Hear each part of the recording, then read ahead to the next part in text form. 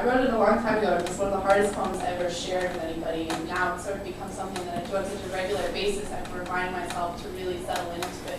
You know, to perform so much, it sort of becomes like muscle memory or something, you know? On my 11th birthday, my mother explained how my grandma instructed her never to take me out in public as an infant Carrie. You were so beautiful, she told me someone would steal you. This is how I was taught to hide. These are my instructions on how to be a woman. 1, hold everything you touch. 2, do not watch other women be women. When I was 15, the boy I didn't want to go out with told everyone he knew I was a dyke.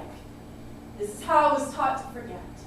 These are my instructions on how to hold what I touched. There are no museums in which I have been etched. Boy, I may have understood how to walk through your room in the dark, but I learned how to hold my breath. There are no bedroom walls that ask where I have gone. I have always been capable of being so quiet, tucking in elbows and stomachs and closets my limbs, collapsing under the weight of barbed wire fences. The traffic cones showed me how to run. Reflecting in my stillness, they would scream, "You! Shudder, dove, we do not understand you. You are too careful.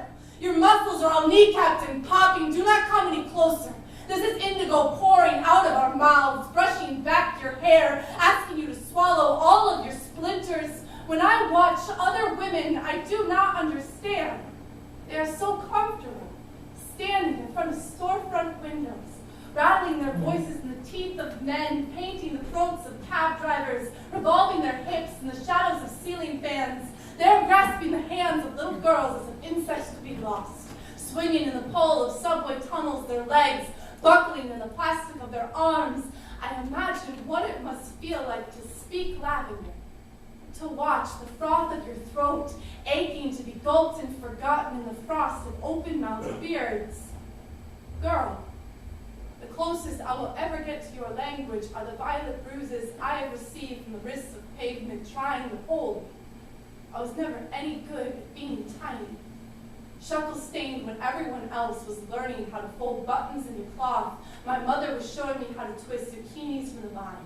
Our fingers stapled and dirty, holding the earth in our palms. I imagined God in our voices. Reflecting in the shimmering face of a storefront window, I am all buttoned and zipped.